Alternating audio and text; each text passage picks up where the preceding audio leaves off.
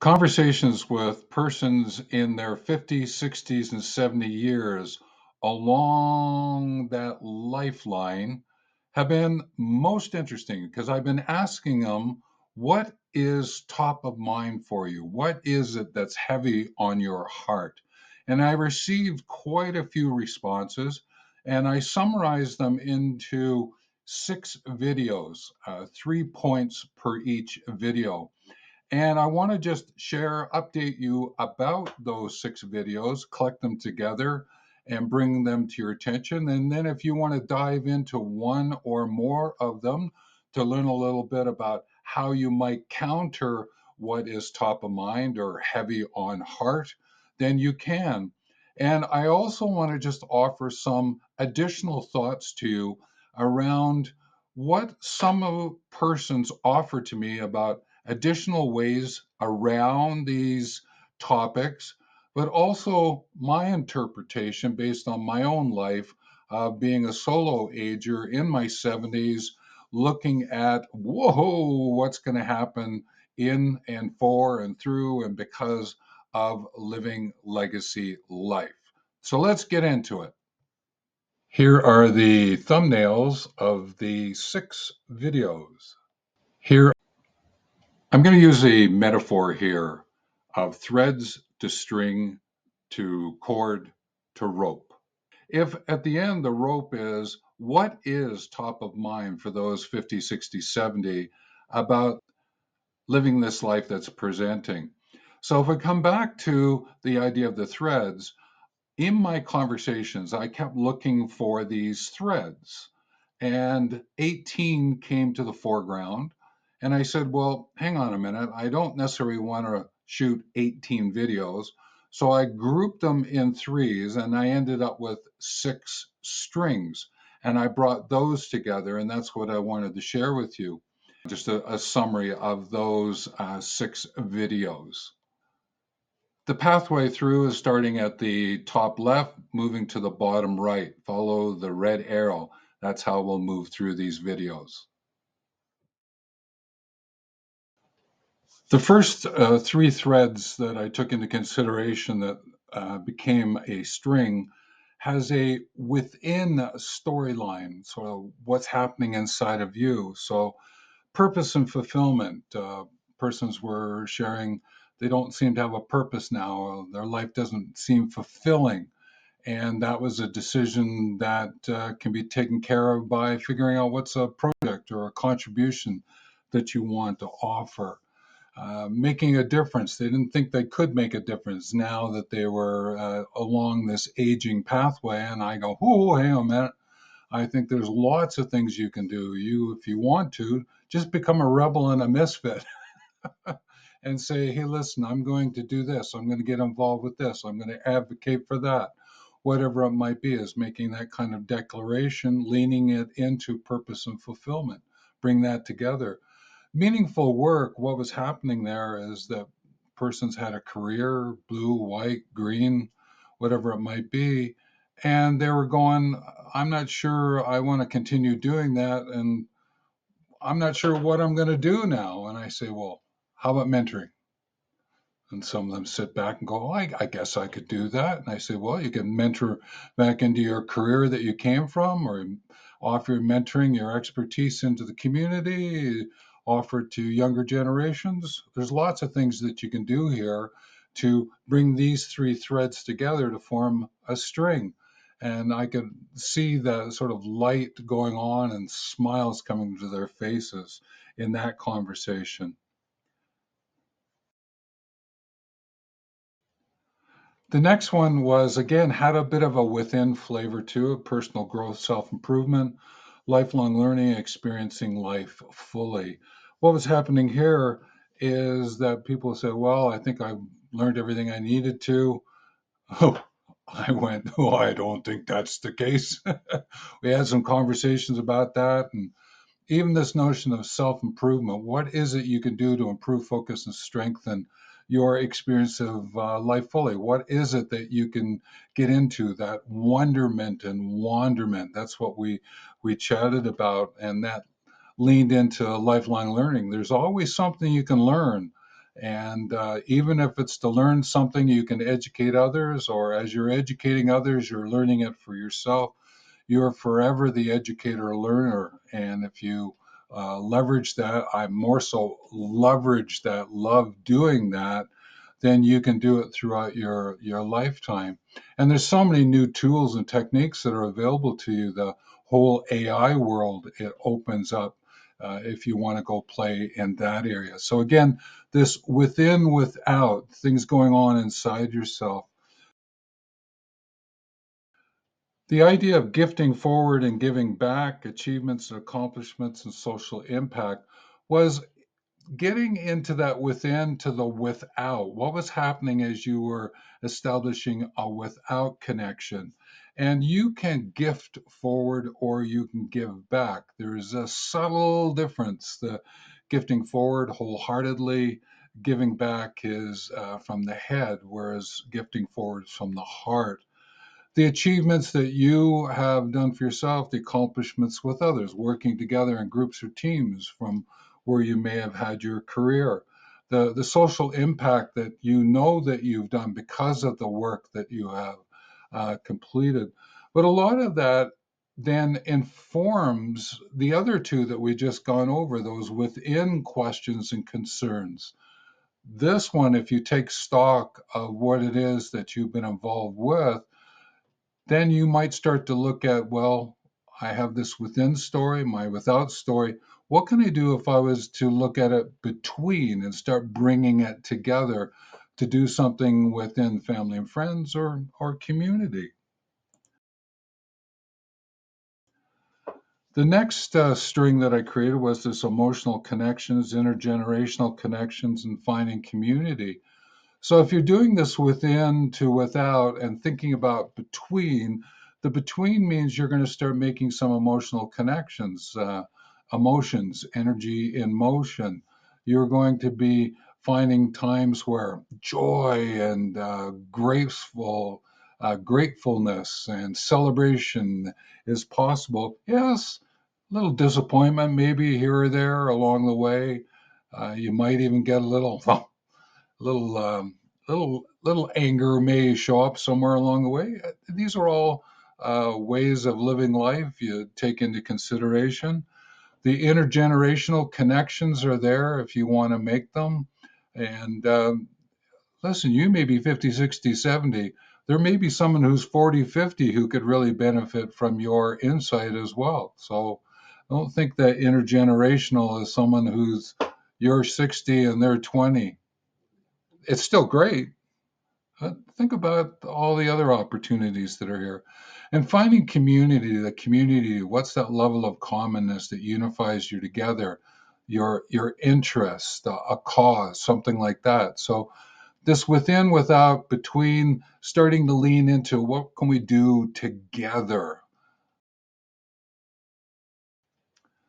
Then what's taking place is a bigger expression of who you are and what it is you want to do. So this string is navigating the shifts and really paying attention to the shifts that are taking place around you. We may call that change, the transition that you bring into it. So there are pivots, course corrections, adjustments that you make, all these different elements that might come into play. And how would you creatively express that? Creativity coming in, innovation going out, being able to write, sculpt, draw, doodle, whatever it might be, ways in which to bring what you're within, without, between into this together component, and finding the freedom and flexibility to be able to have that happen for yourself. Freedom is a wonderful decision.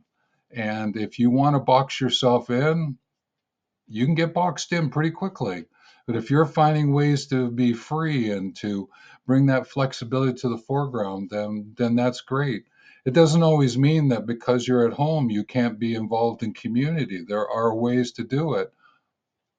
Video, online meetings. There are ways to have that all happen in today's world. So, this notion of now moving into together and looking at what you might be able to offer beyond. What is it that you could do together that moves you beyond?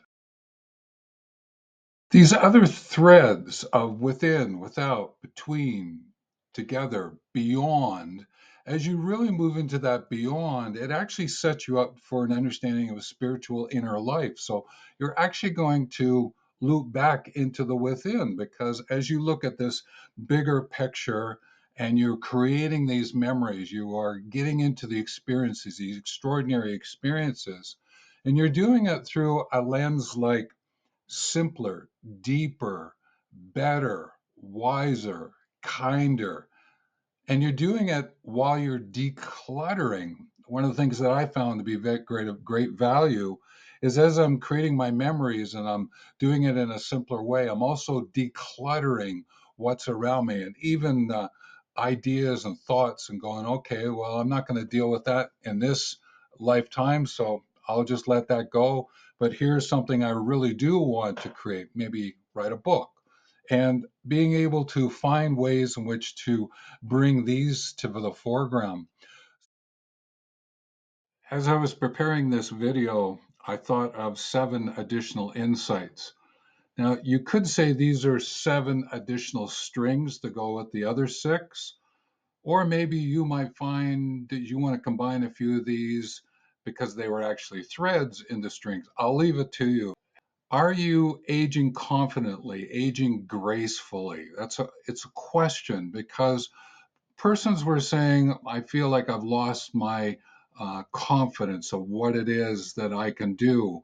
I was okay in my career, but now I'm not there anymore.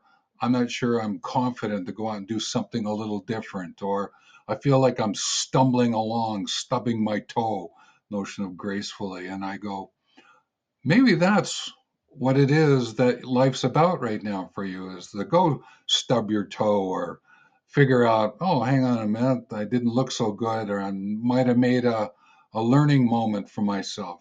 Go for it. Aging confidently, aging gracefully. It's beautiful, actually. I'm doing a lot of it myself at the moment. Another one is, are you going to remain relevant? Now, what people are sharing with me is, this would sort of link back to the other ones, which around the notion of what is am I going to do? What's my purpose? What's my direction? These kind of points. But I said, why don't you use the word relevant? Because relevance linked to leading. And therefore, if you're figuring out how to remain relevant, you're also thinking about the leading.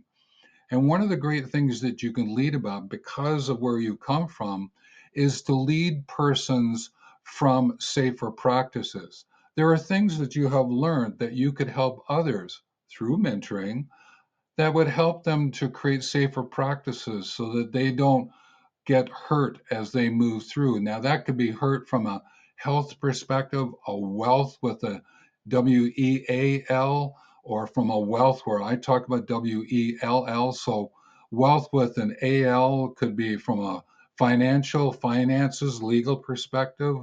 The wealth with 2 L's, it's about well being, well living.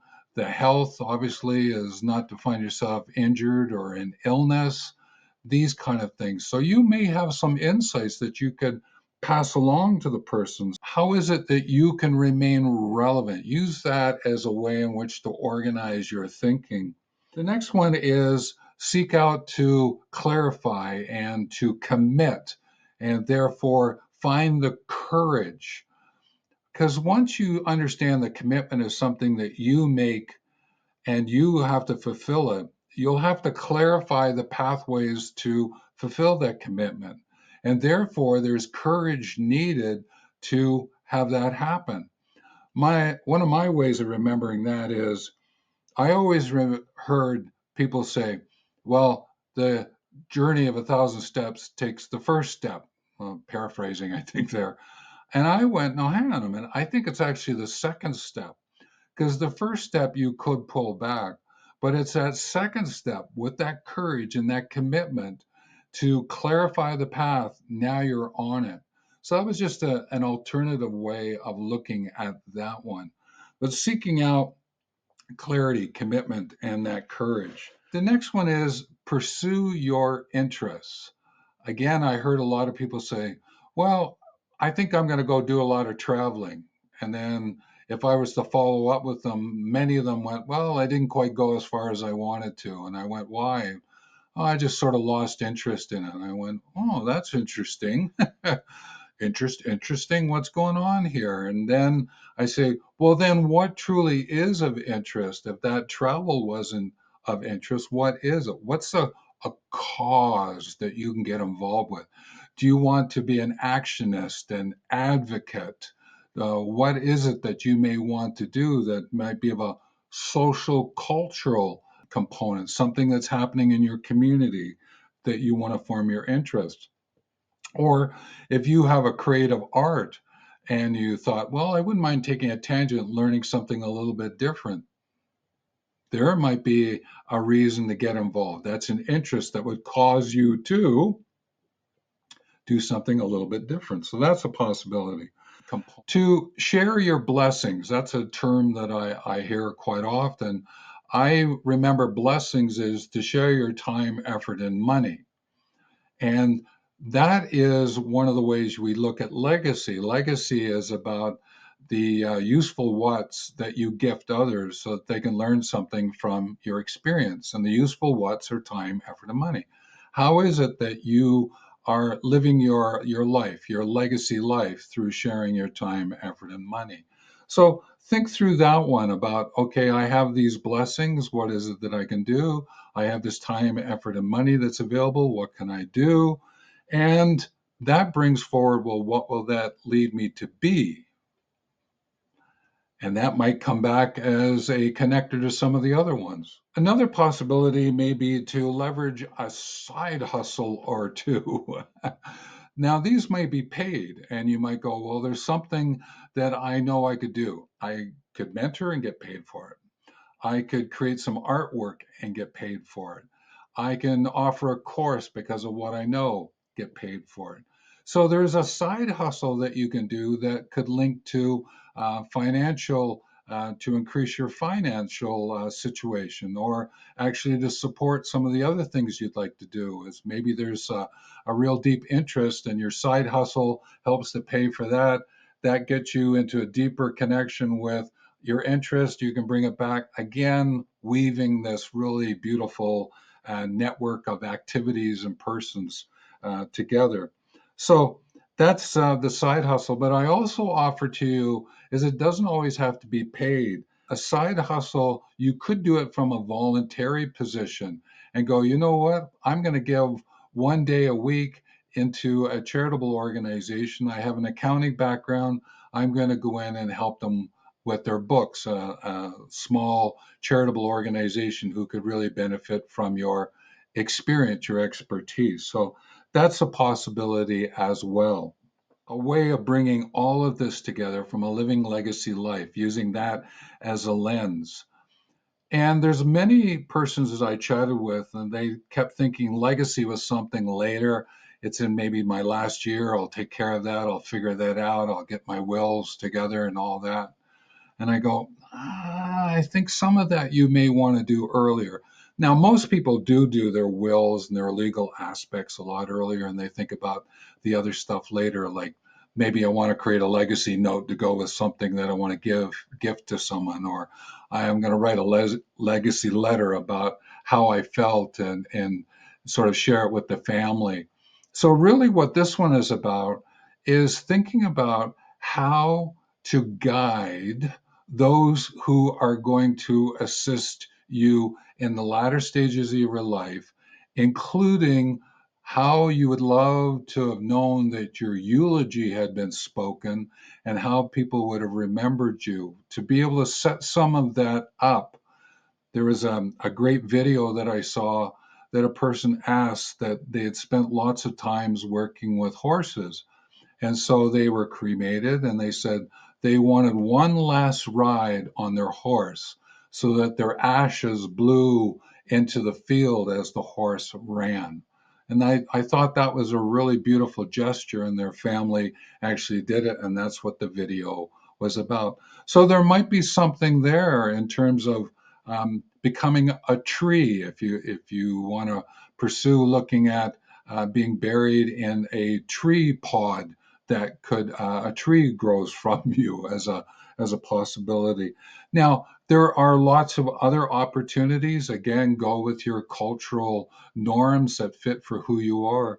But think about that eulogy, and if you think of all these strings that I've just chatted with, and some of them become chords, and they all end up in a sense of a rope. What is it that you would like to give to others so that they can pull it along with them? Because one thing that I know for sure, it's a lot easier to pull the rope than to push a rope. I'll leave that imagery with you. So, with that, I've covered off why I brought these 6 videos out to hit that top of mind, heavy on the heart. And each of the videos has some counterpoints, ways in which to bring to the foreground some of those topics. I've given a little bit here as well. I've given you 7 new insights to go with the other ones, so you can think of them as strings, or maybe they actually became chords, or you see weaving them together. Again, that metaphor is really useful when you're going about thinking, how do you want to frame up your life? And if you use that living legacy life lens, then you've got something to work from. I think that that probably brings me to a close. Life, but there is this phrasing I would like to suggest of what it is that you unfold and then unfold for yourself and unfold again. Is think about it from a simpler, deeper, better, wiser, kinder perspective. If you frame it up that way, of these strings becoming into chords, into this notion of rope, just keep those 5 words in mind as you go forward, as you walk your path. And if I can be of assistance in anything here, interpreting the videos or anything I've mentioned here, then just reach out through the comments section. Again, I'll help wherever I can. I love to read comments. So, and if there's questions there, that guides me to maybe think about some of the other videos. So, with that, take care. There are lots of videos available on the channel, and the ones that are recommended to you right now, give them a look.